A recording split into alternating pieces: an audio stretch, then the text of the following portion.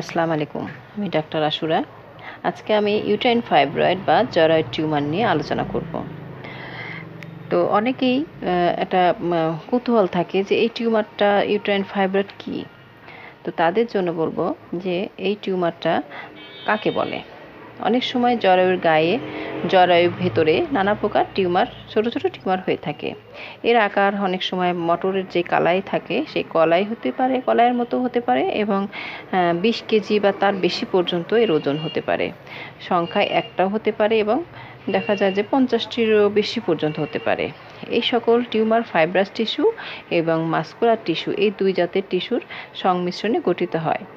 এই দুই জাতের টিস্যুর মিশ্রণে গঠিত হয় বলে এটাকে বলা হয় ফাইব্রোমায়োমা বা জরায়ুর ফাইব্রয়েড বা ইউটাইন টিউমার।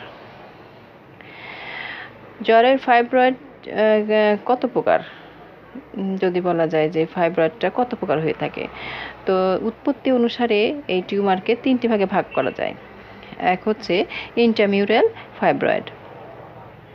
এই ইন্ট্রামিউরাল ফাইব্রয়েড দেখা যাচ্ছে যদি টিউমার জরায়ুর দেয়ালের ছোট আকারে গঠিত হয় এবং বাড়তে থাকে, বৃদ্ধিপ্রাপ্ত হতে থাকে, পেশির স্তর এবং ভিতরের যে স্তর থাকে এর সাথে আস্তে আস্তে জড়িয়ে যেতে পারে, এটাকে বলা হয় ইন্ট্রামিউরাল ফাইব্রয়েড।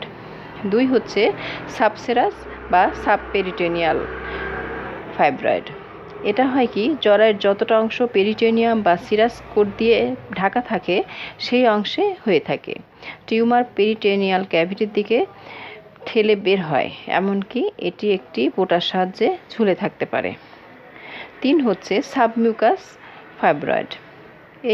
এই টিউমারটা ঠিক পেশির উপরে থাকে, সাবমিউকাস কোটে হয় ও জরায়ুর ঠিক ভেতরের দিকে এটা দেখতে পাওয়া যায়। টিউমার জরায়ুর ভিতরের দিকে ঝুলে পড়ে এবং এন্ডোমেট্রিয়াম দ্বারা ঢাকা থাকে। জরায়ুর ফাইব্রয়েড বা টিউমার জরায়ুর কোন কোন জায়গায় হয়ে থাকে? সাধারণত জরায়ুর 3 স্থানে এই টিউমারগুলো হয়ে থাকে।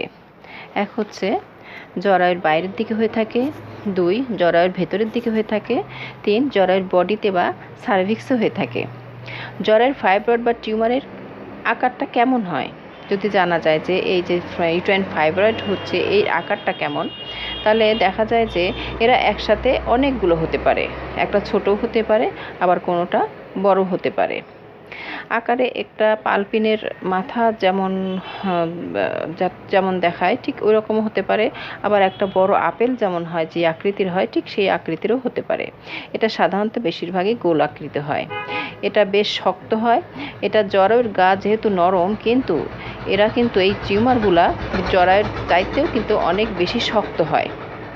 এই টিউমারটা যদি কেটে পরীক্ষা করা হয় তাদেরকে দেখা যায় যে এদেরকে সাদা ফ্যাকাশে দেখায়, এর চারপাশে গোলাপি হয়, কিন্তু দেখা যায় যে ভেতরের যে কেন্দ্রস্থল একেবারে সাদা রঙের দেখায়।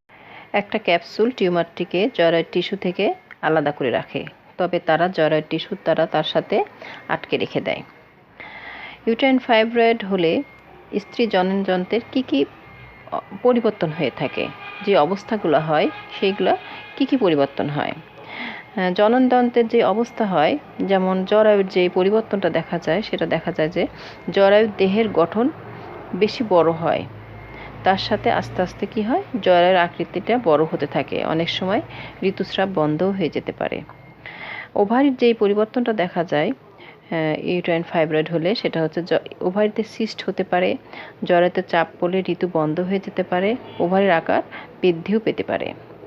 ইউটেরাইন ফাইব্রয়েড হলে ডিম্বনালী বা ফ্যালোপিয়ান টিউবের যে পরিবর্তন হয় সেটাতে দেখা যায় যে ডিম্বনালীতে ব্যথা হতে পারে, ডিম্বনালীতে ছোট ছোট ফাইব্রয়েড দেখা দিতে পারে। ইউটেরাইন ফাইব্রয়েড হলে মূত্রনালীতে যে পরিবর্তন হয় সেটা হচ্ছে মূত্রনালীতে চাপ বৃদ্ধি পেতে পারে, তার ফলে মূত্র নিঃসরণ সেটা কমে যেতে পারে এবং অনেক সময় মূত্র নিঃসরণ বন্ধ হয়ে যেতে পারে। ইউটাইন ফাইব্রয়েড হলে মলদ্বারের যে পরিবর্তন হয় সেটা হচ্ছে এইতে মলদ্বারে চাপ পড়তে পারে এবং ফলে এর কোষ্ঠকাঠিন্য দেখা দিতে পারে এবং অনেক সময় পায়খানা বন্ধও হয়ে যেতে পারে। এর সাথে জননতন্ত্রের অন্য স্থানে ক্যান্সার জাতীয় নানা টিউমার হতে পারে। আবার অন্যান্য লক্ষণের ভিতর দেখা যায় কি, জননতন্ত্রের বৃদ্ধি হয়, ইউটাইন প্রোলাপস হয়, জরায়ু নেমে আসতে পারে, জরায়ু ঢিলা হয়ে যেতে পারে, ঋতু বন্ধও হয়ে যেতে পারে এবং ঋতু কম বা বিলম্বও হতে পারে। এই ধরনের প্রভৃতি লক্ষণগুলো দেখা দিতে পারে ইউটেরাইন ফাইব্রয়েড হলে পরে। জ্বরের ফাইব্রয়েড বা টিউমারের মধ্যে যে পরিবর্তন বা সেকেন্ডারি যে পরিবর্তনগুলো দেখা যায় সেগুলো কি কি, সেটা যদি দেখা যায় যে টিউমার যদি বড় হয় তাহলে তার জন্য হাইলাইন ডিজেনারেশন হতে পারে, ধীরে ধীরে তা নরম হতে পারে এবং সিস্টিক অনেক সময় বড় হতে হতে বড় বড় শক্ত ও সিস্টিক হয়ে গোটা জরায়ুর ভিতরটা আটকে দিতে পারে। ফ্যাটি অনেক সময় এত বেশি ফ্যাট জমে যায় যার ফলে যোনি, জরায়ু এবং অন্য পেলভিক যন্ত্রাদির কার্যক্রম ব্যাহত হতে পারে। ক্যালসিফিকেশন অনেক সময় ক্যালসিয়াম জমে খুব শক্ত হয়ে যায়। কি কি কারণে ইউটেরাইন ফাইব্রয়েডটা হয়ে থাকে? কারণ হিসেবে এর কারণ সম্পর্কে এখন সঠিক কিছু জানা যায় নাই, তবে দেখা যায় যে কারণ হিসেবে সন্তান হয় নাই, যাদের সন্তান এখনও হয় নাই বা একটা সন্তান হয়েছে এমন মহিলাদের ক্ষেত্রে দেখা যাচ্ছে কি ইউটেরাইন ফাইব্রয়েডটা বেশি হয়। সাধারণত 30 থেকে 45 বছর বয়সী এই নারীদের কি ইউটেরাইন ফাইব্রয়েডটা হয়ে থাকে। আমার সময় জরায়ুর পেশির উপর যদি ক্রমাগত কোনো টান পড়তেই থাকে তাহলে কিন্তু এই রোগটা সৃষ্টি হতে পারে। আবার দেখা যায় যে সন্তান ধারণের ক্ষমতা থাকা বয়সেই এটা কিন্তু বেশি হয়ে থাকে, বা সন্তান হবে তাদের এই সমস্যাটা বেশি হয়ে থাকে। এটা ওভারির ডিসফাংশনের সাথে সম্পর্কযুক্ত, অর্থাৎ এস্ট্রোজেনের উপর নির্ভরশীল হয়ে থাকে এই ইউটেরাইন ফাইব্রয়েডটা। গর্ভাবস্থায় এটা কিন্তু বৃদ্ধি পায়। আবার বংশগত কারণটিও বিশেষভাবে উল্লেখ করা যেতে পারে যে অনেকের যদি বংশে যদি কারোর ইউটেরাইন ফাইব্রয়েড থেকে থাকে তাহলে কিন্তু অনেকের খুব তাড়াতাড়ি এই টিউমারটা হয়ে থাকে। ইউটেরাইন ফাইব্রয়েডের লক্ষণগুলো কি? দেখা যাচ্ছে যে কারোর যদি ইউটেরাইন ফাইব্রয়েড হয় তার কি কি লক্ষণ দেখে বুঝবে যে আসলে আমার ইউটেরাইন ফাইব্রয়েড হয়েছে, বা এই লক্ষণ কী কী লক্ষণ দেখে বুঝবে বা লক্ষণগুলো থাকে কি কি। অনেক সময় দেখা যায় যে টিউমারের আকার আলপিনের মাথার মতো ছোট হতে পারে, আবার কখনো একটা বড় আপেলের মতো কিন্তু হতে পারে। এই সময় দেখা যাচ্ছে কি যাদের ইউটেরাইন ফাইব্রয়েডটা দেখা যাচ্ছে অনবরত সাদা স্রাব হচ্ছে এবং ঋতু বারবার দেখা দিচ্ছে। 1 মাসে হচ্ছে, দেখা যাচ্ছে কি 7 দিন পর বা 15 দিন পর দেখা যাচ্ছে ঋতুস্রাবটা ঘুরে ফিরেই চলে আসছে এবং বারবার হতে পারে। এবং ইউটেরাইন ফাইব্রয়েডের কারণে কিন্তু ঋতুস্রাবটা প্রচুর বা পরিমাণে অনেক বেশিও হতে পারে। অনেক সময় ঋতু বন্ধ হয়ে যেতে পারে, আবার দেখা যাচ্ছে কি ঋতুর সময় কিন্তু প্রচণ্ড পেট ব্যথাও হয়ে থাকে। যোনির ক্ষমতা বা প্রজনন ক্ষমতা কিন্তু নষ্ট হয়ে যেতে পারে। রক্তহীনতা দেখা দিতে পারে এই সময় যদি ইউটেরাইন ফাইব্রয়েডটা হয়, তাহলে কিন্তু রক্তহীনতাও দেখা দিতে পারে। বা জরায়ুর প্রদেশে পুঁজ, ঘা, ফোড়া, ইনফেকশন, বড় মেলিগন্যান্ট টিউমার, ক্যান্সার কিন্তু প্রভৃতি হতে পারে। রক্ত প্রবাহ পরিবর্তনের ফলে কখনো ইডিমা দেখা দিতে পারে, বা শরীরে কিন্তু পানি এসে যেতে পারে, বা লিম্ফ প্রবাহে বাধা, রক্ত প্রবাহে বাধা সৃষ্টি হতে পারে। টিউমারের কারণে অনেক সময় ওভারি, ডিম্বনালী বা ডিম্বাশয়, মূত্রনালীতে ব্যথা সৃষ্টি হতে পারে বা ব্যথা করতে পারে। দেখা যাচ্ছে যে টিউমার যদি হয় তাহলে অনেক সময় ইউটেরাসে বা ওভারিতে বা ফ্যালাপাইন টিউবে ব্যথা সৃষ্টি হতে পারে। পেটে চাপ দিলে বা পিভি পরীক্ষাতে পেটে কিন্তু মাছ দেখা দিতে পারে। এছাড়াও বারবার প্রস্রাব হতে পারে, বা নাভির নিচের দিকে দেখা যাচ্ছে যে পেটটা একটু ফুলে যেতে পারে। হাত দিয়ে যদি টেপা যায় বা দেখা যায় তাহলে টিউমারটি পেলভিস থেকে বোঝা যায় যে উঁচু হয়ে আছে, এরকম বোঝা যায়।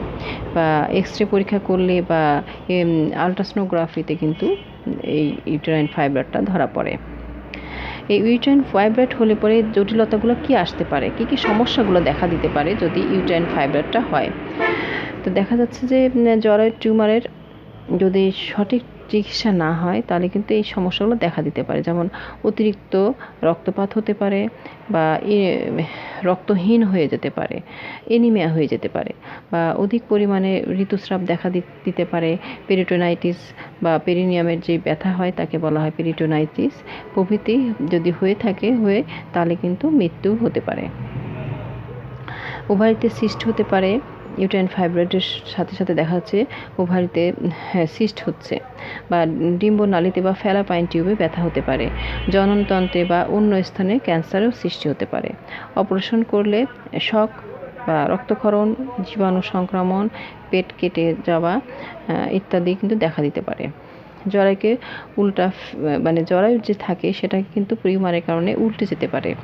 টিউমারের ক্যাপসুল ফেটে যেতে পারে, যেই ক্যাপসুলের ভিতরে টিউমারটা থাকে সেই ক্যাপসুলটা কিন্তু ফেটে যেতে পারে। এর জন্য এই ইউটেরাইন ফাইব্রয়েডের কারণে কিন্তু বন্ধ্যাত্ব দেখা দিতে পারে। এছাড়াও ইউটেরাইন ফাইব্রয়েডের কারণে ঋতুস্রাবের জটিলতা দেখা যায়, যেমন মেনোরেজিয়া, পলিমেনোরিয়া, মেট্রোরেজিয়া বা ডিসমেনোরিয়া প্রভৃতি দেখা দিতে পারে। অর্থাৎ পেটে মাসিকের সময় পেটে ব্যথা হতে পারে, বা মাসে 2 বার 3 বার হতে পারে। মাসের ভিতর দেখা যায় 7 দিন পর পর আবার হচ্ছে, এরকম হতে পারে। বা দেখা যাচ্ছে কি মাসিক হলে অতিরিক্ত মাসিক দেখা দিচ্ছে, কিছুতেই বন্ধ হচ্ছে না, ব্লিডিংটা অনেকটা বেড়ে যেতে পারে। এ ধরনের সমস্যাগুলো প্রায় দেখা যায়। এখন ইউটেরাইন ফাইব্রয়েড যে হলে পরে যে চিকিৎসা ব্যবস্থা, কি একটা ব্যবস্থা আছে এই ইউটেরাইন ফাইব্রয়েডের। তো দেখা যাচ্ছে যে যতদূর সম্ভব এই সময় ইন্টারকোর্সটা বা সহবাস বন্ধ রাখতে হবে। প্রোটিন ও আয়রনযুক্ত খাবার ব্যবস্থা করতে হবে বেশি বেশি। প্রয়োজনে ব্লাড ট্রান্সফিউশনের ব্যবস্থা করতে হবে। যদি এনিমিয়া দেখা দেয় বা রক্তের পরিমাণটা কমে যায় তাহলে রক্ত দিতে হতে পারে। এবং পূর্ণ বিশ্রামে রাখতে হবে, এবং হরমোনজনিত চিকিৎসা ব্যবস্থা এবং রুটিন মাফিক পরীক্ষা নিরীক্ষা ও চিকিৎসকের উপদেশ গ্রহণ করতে হবে। প্রয়োজনে সার্জিক্যাল অপারেশনের দরকার হতে পারে, ডিএনসিরও ব্যবস্থা করতে হতে পারে। পেট কেটে abdominal operation, myomectomy operation, total hysterectomy operation এবং রেডিওথেরাপির প্রয়োজন হতে পারে। তো অপারেশন করার সময় অবশ্যই লক্ষ্য রাখতে হবে যাতে ক্যাপসুল সহ গোটা টিউমারটি বাদ যায়, কারণ এই ক্যাপসুলের যদি কিছু অংশ থেকে যায় তাহলে নতুন করে টিউমার সৃষ্টি হতে পারে এবং এর থেকে ক্যান্সার সৃষ্টি হতে পারে। এছাড়াও আমাদের হোমিওপ্যাথিতে লক্ষণ ভিত্তিক চিকিৎসা। হোমিওপ্যাথিতে সাধারণত রোগের নাম ধরে চিকিৎসা করা হয় না। রোগের কারণে যেই লক্ষণগুলো আমাদের শরীরে প্রকাশ পায়, দেখা দেয়, সেই হিসাবে সেভাবে যদি আমাদের ট্রিটমেন্টগুলো করা হয়ে থাকে, যেমন যদি অতিরিক্ত ব্লিডিং হচ্ছে, লাল ব্লিডিং হচ্ছে, পেটে কোনো ব্যথা হচ্ছে না, এই অবস্থায় যদি, এবং ব্লিডিংটা চাপ দেখা যাচ্ছে, এই অবস্থায় যদি দেখা যায়, আমাদের হোমিওপ্যাথিতে ভালো ভালো মেডিসিন যেমন স্যাবাইনা, ইপিকাক, কারোভেস, এই ধরনের অনেক মেডিসিন আছে, মিলিফোলিয়াম মেডিসিনগুলো আছে। তবে আমাদের লক্ষণ অনুযায়ী যেই লক্ষণগুলো আসবে আমাদের সামনে, সেই হিসেবে আমাদের ট্রিটমেন্ট করলে ইনশাল্লাহ আমাদের হোমিওপ্যাথিতে ইউটেরাইন ফাইব্রয়েড কিওর করা সম্ভব। তাই অপারেশন করার আগে অবশ্যই আপনারা হোমিওপ্যাথিকে জানুন এবং তাদের শরণাপন্ন হন। যদি অপারেশন করতেই হয় তার আগে একবার হলে অন্তত হোমিওপ্যাথিদের ডাক্তারদের সাথে শরণাপন্ন হন, তাদের দেখান। ইনশাল্লাহ অপারেশনে যেতে হবে না, হোমিওপ্যাথি ট্রিটমেন্টেই আপনি ভালো হয়ে যেতে পারেন। ধন্যবাদ আমার আজকের আলোচনা শোনার জন্য। যদি আমার এই আলোচনাটা আপনাদের ভালো লাগে তবে লাইক, শেয়ার, কমেন্টস এবং সাবস্ক্রাইব করে পাশেই থাকবেন। ধন্যবাদ।